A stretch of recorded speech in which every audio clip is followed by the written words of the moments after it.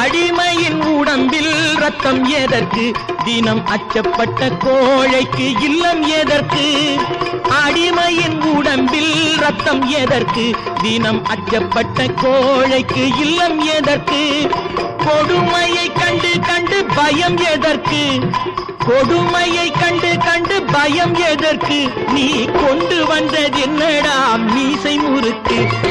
நெஞ்சம் உண்டு நேர்மை உண்டு ஓடு ராஜா, நேரம் வரும் காத்திருந்து பாரு ராஜா.